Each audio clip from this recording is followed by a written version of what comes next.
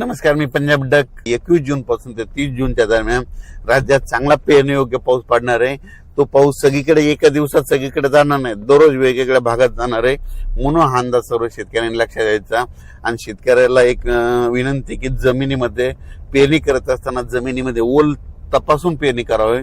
कारण की 4 बोट 6 बोटवर जर तुम्ही पेरणी केली तर ती तुमची पेरणी खराब होऊ शकते. म्हणून पेरणी करत असताना जमिनीतील सगळ्यात महत्वाचा ओल तपासणं. पेरणीची तयारी ठेवा. पाऊस पडल्याच्या नंतर जमिनीवर ओल तपासणं असं करीत करीत नियोजन करून तुम्ही शेतकऱ्यांनी पेरणीची तयारी ठेवा. परत एक शेतकऱ्याला सांगू इच्छितो की यावर्षी दरवर्षी मी म्हणतो ना, जूनच्या शेवटच्या आठवड्यातच पेरणी होणार आहे. मी पहिल्यापासून सांगतो की निसर्गच 22 दिवस पुढे सरकला आहे, पण याकडे कोणी दुर्लक्ष करत. लोक जे अंदाज देत असताना निसर्ग कोणी लक्षात देईना. निसर्ग काय झाला की ऋतुचक्रमान 22 दिवस पुढे सरकले. थंडी 22 दिवस पुढे सरकली, उन्हाळा 22 दिवस पुढे सरकला आणि पावसाळा 22 दिवस पुढे सरकला. लहान मुलाला जर विचारलं तर पाऊस कधी येणार, तो म्हणतो 7 जूनला येणार.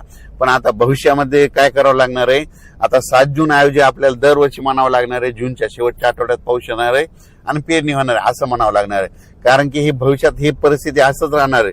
पाऊस दरवर्षी 7 जूनला येणारच नाही, फक्त थोड्या भागात पडेल. पण खरी पेरणी मात्र 14 आपलं जूनच्या शेवटच्या आठवड्यात होणार. म्हणून आता 2027 बी धरा, 2028 आणि 2029ला तरी तुम्ही काय करा, वाटल्यास आतापासूनच लक्षात ठेवा पेरणी कधी होणार तर शेवटच्या आठवड्यातच होणार. आणि यावर्षी तशीच परिस्थिती. मी खूप दिवसापासून सांगत होतो निसर्ग पुढे सरकायला, पण याकडे कोणी दुर्लक्ष करत, सगळेजण दुर्लक्ष करत होते. पण आता खरी वेळ आली. आता बघा तुम्ही, दरवर्षी जूनच्या शेवटच्या आठवड्यात पेरणी होणार आहे. म्हणून हा अंदाज लक्ष. एल निनो बद्दल सांगायचं ठरलं तर एल निनो असो या नसो, दरवर्षी आपल्या महाराष्ट्रामध्ये भारतामध्ये पाऊस येतो तर येतोच. ही गोष्ट लक्षात घ्यायची. तर तुम्ही बघायचं झालं तर बघा, आता 21 तारखेपासून पुन्हा पाऊस सुरू झाला की हे सगळं बंद होतं, एल निनो बंद होतं, सगळंच बंद होतं. म्हणून शेतकऱ्याला सांगू इच्छितो, आपल्या भारताला 2 समुद्र आहेत. एक अरबी समुद्र, बंगालच्या खाडीचा समुद्र.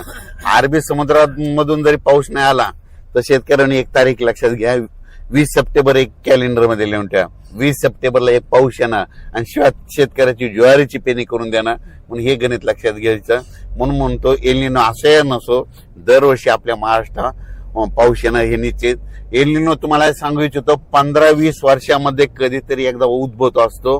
दरवर्षी समुद्राचं तापमान सारखं नसतं. तर तुम्हाला सांगतो, हे जे एवढा 5-7 हजार किलोमीटर इतक्या दूरचा समुद्र आहे, ह्या समुद्रामध्ये तापमानामध्ये खूप तफावत असते. 1-1, 2-2 किलोमीटर, 10-10, 20-20 किलोमीटर तापमानामध्ये गरम गार पाणी होत असतं. म्हणून म्हणतो एल निनो असं येणं दरवर्षी आपल्या महाराष्ट्रात पाऊस येणार हे निश्चित धरायचं. यावर्षी देखील येणार आहे, फक्त जेमतेम पडणार आहे, सरासरी इतका पडणार आहे, पण परतीचा पाऊस जास्त पडणार आहे. म्हणून हा अंदाज लक्षात घ्यायचा. आणि खूप प्रसार माध्यमातून शेतकरी खूप घाबरत आहेत. शेतकऱ्यांनो, जून मध्ये पहिल्यापासून म्हटलं तर कमी पाऊस पडणार आहे, जुलैमध्ये जास्त पडणार आहे, ऑगस्टमध्ये थोडाफार कमी राहील, पण सप्टेंबर ऑक्टोबर परतीचा पाऊस जास्त राहणार आहे. 13 नोव्हेंबरला थंडी येणार आहे. म्हणून यावर्षी दोन्ही पीक येणार आहे. एक तर खरीप पण येणार आहे आणि रब्बी पण येणार आहे. खरीप कशामुळे चांगला येणार आहे, खरीप मध्ये जेमतेम पाऊस असला, थोडा कमी असला की ट्रेस भेटल्याच्या नंतर पिकाला फुलं लागतात. फुलं लागल्याच्या नंतर शेंगात रूपांतर होतं. त्याच्यामुळे खरीपाचं पीक चांगलं येणार आहे.